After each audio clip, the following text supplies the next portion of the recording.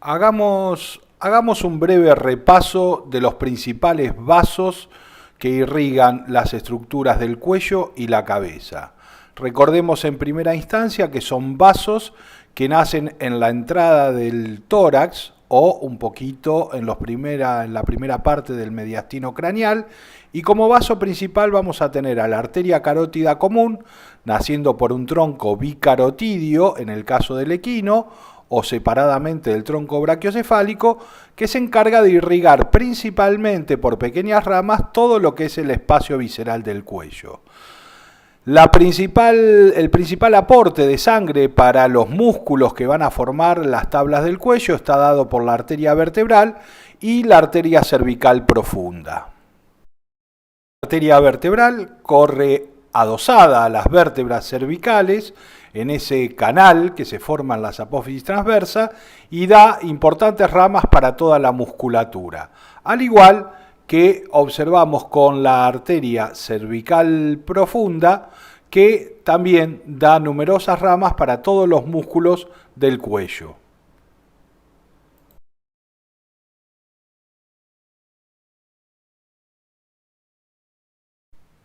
Si vemos ahora la irrigación de los vasos, concretamente de la cabeza, vemos que la arteria carótida común, profundamente debajo del ala del atla y cubierta por las estructuras superficiales de la región parotidia, va a emitir una arteria carótida interna y inmediatamente una arteria occipital. Para algunos autores, esto es una división en tres ramas. Sin embargo, podemos observar que la principal arteria para la cabeza va a ser la continuación de la carótida común, que es la carótida externa.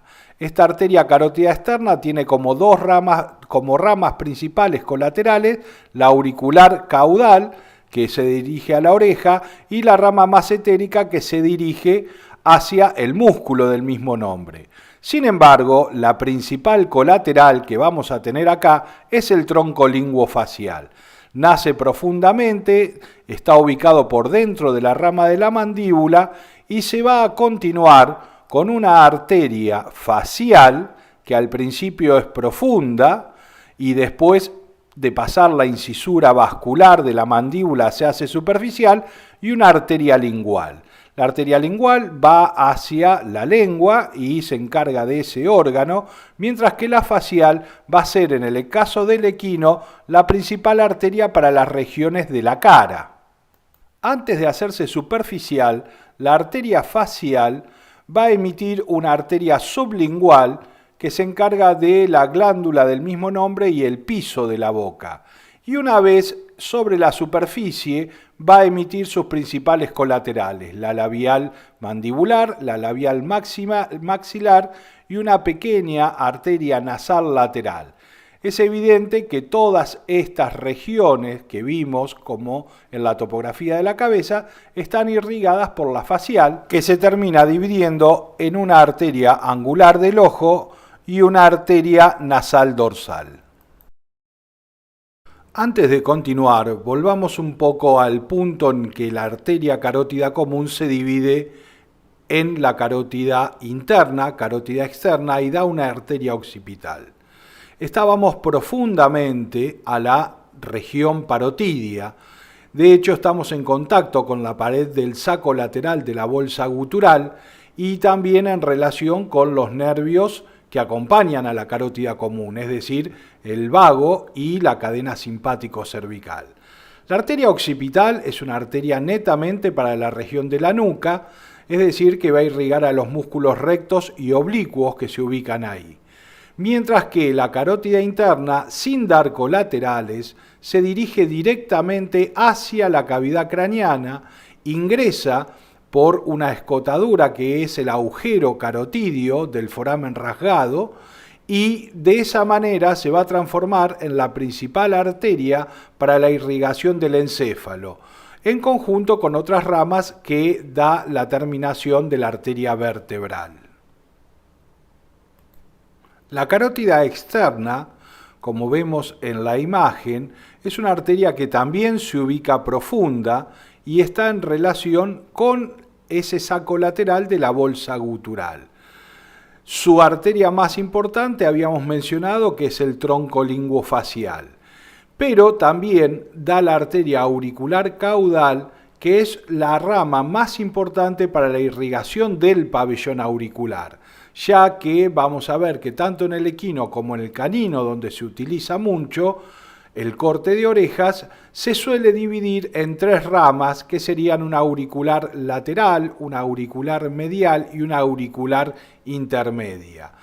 Pero ya habíamos remarcado como principal colateral el tronco linguofacial. La carótida externa se termina continuando con el nombre de arteria maxilar, después de emitir una arteria temporal superficial que perfora los planos de la región parotidia para hacerse superficial y dividirse en una arteria transversa de la cara que va a correr paralela y por debajo del arco cigomático y que es relativamente palpable en el animal vivo. La otra rama que da es la auricular rostral, que colabora en la irrigación de las estructuras relacionadas con el oído externo. Estas son las dos principales ramas. La arteria maxilar es la continuación de la arteria carótida externa después que ésta emite la arteria temporal superficial. Se ubica profundamente y su recorrido se divide en tres sectores: una parte gutural, una parte intraósea, donde recorre el canal alar, y una parte pterigopalatina, donde se ubica en el interior de la fosa pterigopalatina. Evidentemente es una arteria profunda y va a tener aproximadamente 11 colaterales.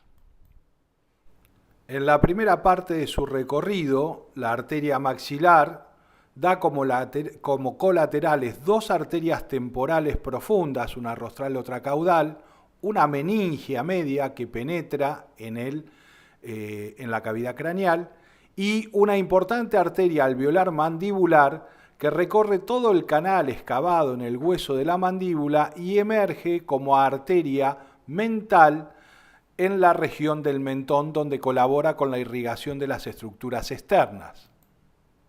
En el interior del canal alar da la importante arteria oftálmica, encargada de irrigar gran parte de las estructuras del globo ocular, y también, inmediatamente a su salida, una arteria malar que también se dirige a la órbita y colabora en la irrigación de estructuras asociadas al ojo. En su recorrido por la fosa pterigopalatina, vamos a observar a la arteria maxilar emitiendo varias colaterales. Hacia ventral sale una fuerte arteria bucal que irriga los componentes de la mejilla. Y en la proximidad del hiato maxilar se divide en tres ramas importantes: la palatina mayor para el interior del canal palatino, la efenopalatina para la cavidad nasal y la importante arteria infraorbital que recorre el canal infraorbital para salir como arteria infraorbital y colaborar con la irrigación de las estructuras de la nariz y el labio superior. Por mencionar, una pequeña arteria palatina menor para el labio inferior, para el paladar blando, y este es un resumen más o menos de las arterias más importantes de la cabeza.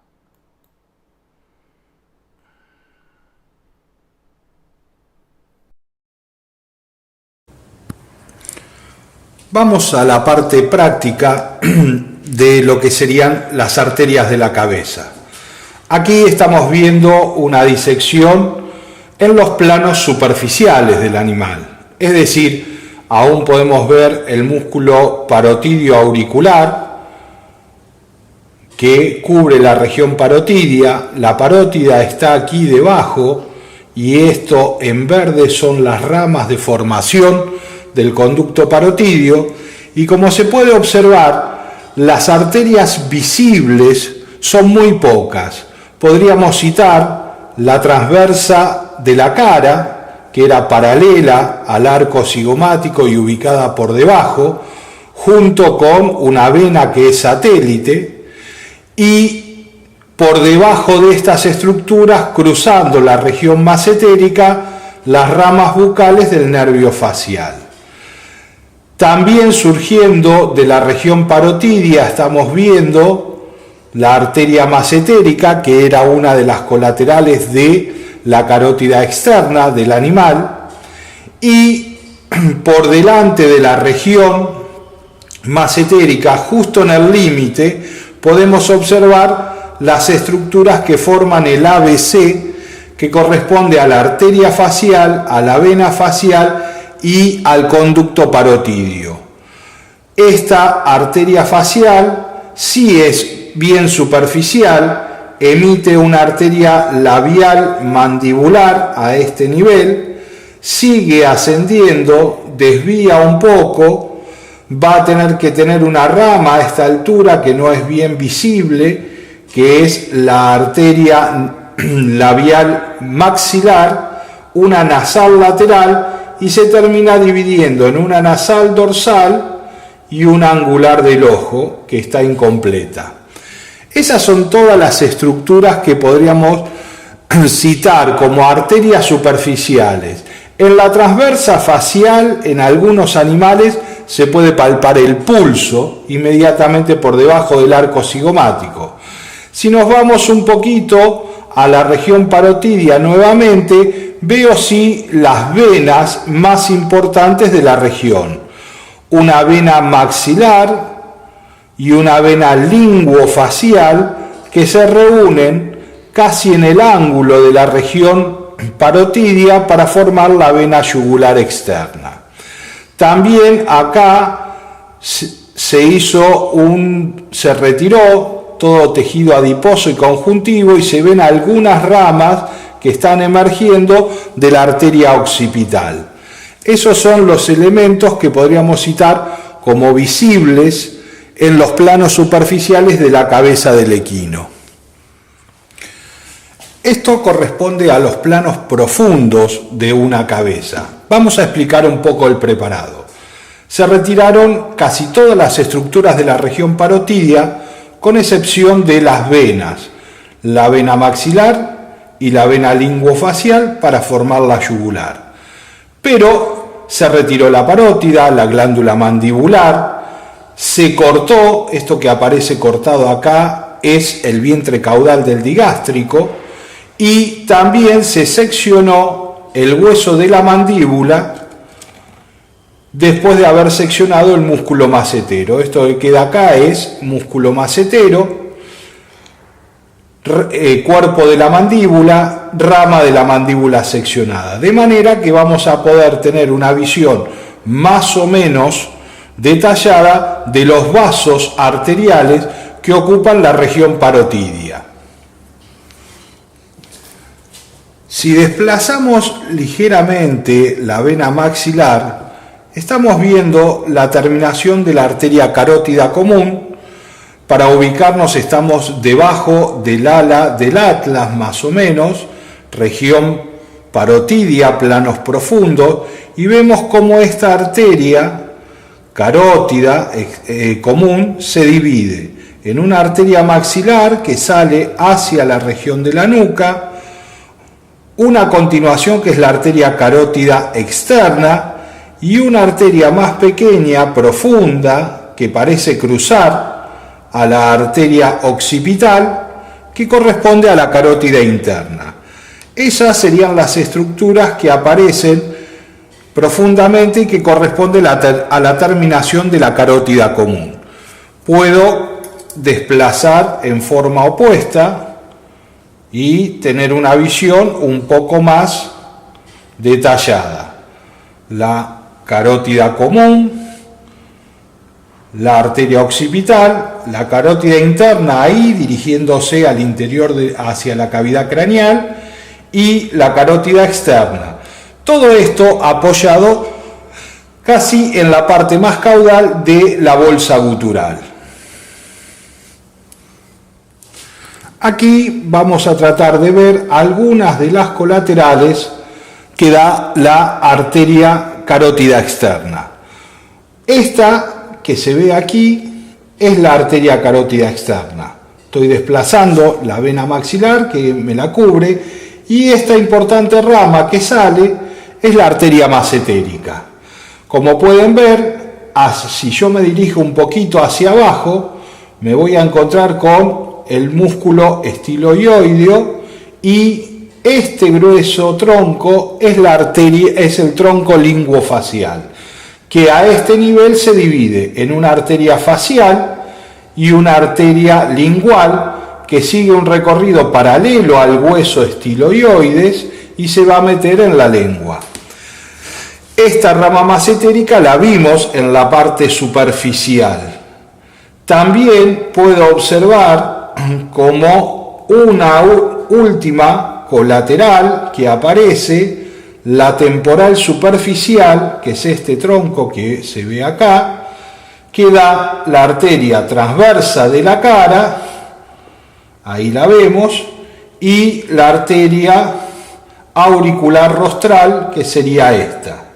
Si me voy un poquito hacia atrás, puedo levantar la arteria auricular caudal, que también es una colateral de la carótida externa. Es decir, si bien acá no vemos claramente la carótida externa porque está tapada, sí veo las principales colaterales.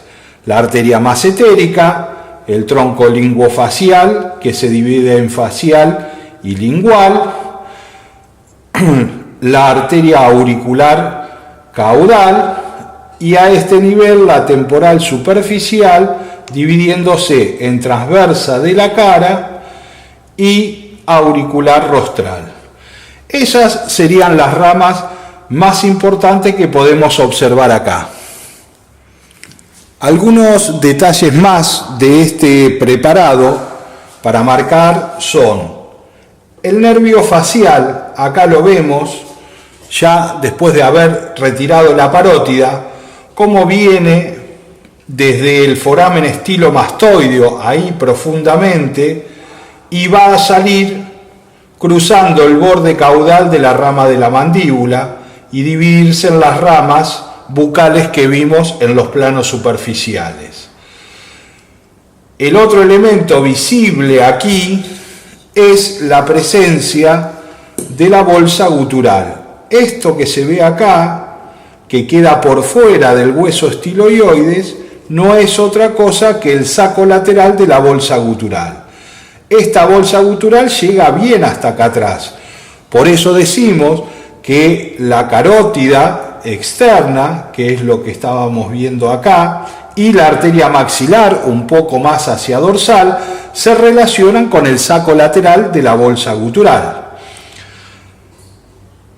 Las ramas que puedo ver a ese nivel, se alcanzan a ver algunas arterias y estas que están acá, son parte de las colaterales de la arteria maxilar. Pero para poder observarla yo tendría que retirar lo que me quedó de la rama de la mandíbula, el arco cigomático, para poder tener acceso a la zona de la apófisis pterigoide del efenoide y la fosa pterigopalatina que estaría ubicada en este sector.